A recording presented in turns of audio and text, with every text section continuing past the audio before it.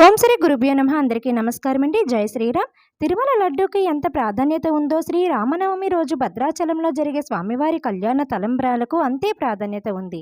ప్రపంచంలో ఎక్కడ ఉన్న ఆ తలంబ్రాల అక్షింతాల కోసం జనాలు ఎంతో ఆశగా ఎదురు చూస్తుంటారు. వీటిని పండించేందుకు స్వామివారి అనుగ్రహం కావాలంటారు పండితులు.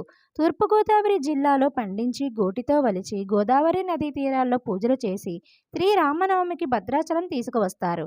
ఇక ప్రభుత్వం తరపున స్వామివారికి పట్టు వస్త్రాలతో పాటు ముత్యాల తలంబ్రాలు సమర్పించడం ఆచారం. భద్రాచలం శ్రీ రామనవమి తలంబ్రాలను ఎక్కడ పండిస్తారు, ఎలా తయారు చేస్తారు అంటే ఆంధ్రప్రదేశ్ రాష్ట్రంలోని తూర్పుగోదావరి జిల్లా నుంచి కోరుకొండకు చెందిన శ్రీ కృష్ణ చైతన్య సంఘం ఆధ్వర్యంలో కోటి తలంబ్రాలను గోటితో వలిచి సిద్ధం చేశారు. భక్తి శ్రద్ధలతో 3 నెలలుగా ప్రత్యేకంగా ఈ ధాన్యాన్ని గోటితో వలిచి సిద్ధం చేస్తున్నారు. ఆనాడు సీతారాముల కళ్యాణానికి సచీదేవి అహల్యతో పాటు శబరి తమ గోటితోటి వలచిన తలంబ్రాలని ఉపయోగించారన్న పురాణ కథనం ప్రేరణతో పొంది ఈరోజు శ్రీ కృష్ణ చైతన్య సంఘం స్థాపకులు కళ్యాణం అప్పారావు గారు తానే ఈ బృహత్ కార్యానికి శ్రీకారం చుట్టారు. 2012లో అప్పారావు గారు రామభక్తులను ఏకం చేసి తన సొంత పొలంలో పండించిన వడ్లను వారికి ముందుగానే అందించి ఓ శుభముహూర్తాన తలంబ్రాలను వలవడం మొదలుపెట్టారు. అప్పటి నుంచి ఆనవాయితీ కొనసాగుతూ వస్తుంది.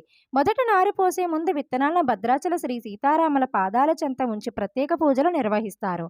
తర్వాత వాటిని అప్పారావు గారికి చెందిన పొలం తూర్పుగోదావరి జిల్లా గోకవరం మండలం అచ్యుతాపురంలోని 1 ఎకరం పొలంలోని అందరూ కూడా ఆంజనేయుడు, సుగ్రీవుడు, జాంబవంతుడు, ఇతర వానర వేషధారంలోని పొలం దున్ని నారు పోసి మడి చేసినట్టు నాట్లు వేస్తారు.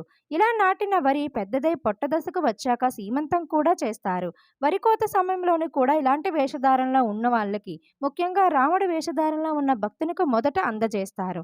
ఇలా ప్రతి కార్యక్రమాన్ని ప్రత్యేకంగా రాముని కళ్యాణం కోసం తలంబ్రాలు ఇస్తున్నామనే కోణంలోని ప్రత్యేక శ్రద్ధ వహిస్తారు. ఇలా పండించిన బియ్యంను ఆ పరివార గ్రామాల ప్రజలు ఈ కోటి గోటి తలంబ్రాల మహాయజ్ఞంలో పాల్గొంటారు.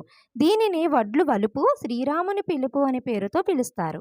అలా వలిచిన బియ్యాన్ని ప్రత్యేక కుండలో నింపి రాజమండ్రిలోని గోదావరి పుష్కర్ ఘాట్ దగ్గర ప్రత్యేక పూజలు నిర్వహిస్తారు. అక్కడి నుంచి రామయ్య పెళ్లికి రామచిలుకతో పిలుపు అనే కార్యక్రమం నిర్వహించి భద్రాచలంకి తీసుకుని వస్తారు. ఇలా తెచ్చిన తలంబ్రాలతో భద్రాద్రిలోని ప్రదక్షిణ చేస్తారు. తలంబ్రాలు తీసుకొస్తున్నాం రామయ్య అంటూ రామచిలుకతో సందేశం గోదావరి చెంతన జరగడం అదృష్టంగా భావిస్తారు. రాష్ట్ర విభజన తర్వాత ఆంధ్రప్రదేశ్లోని ఒంటిమిట్టలో జరిపేటువంటి సీతారాముల కళ్యాణానికి సైతం ఈ గోటి తలంబ్రాలను పంపుతున్నారు కళ్యాణం అప్పారావు గారు. అక్షంతలు అంటే శాశ్వతమైనవి, నశించిపోని సుఖాలను కలుగజేసేవి అని పండితులు చెబుతున్నారు. ఆ రామచంద్రుని ఆశీస్సులు మనందరిపైన ఉండాలని కోరుకుంటూ please subscribe my channel for more videos. Thank you for watching.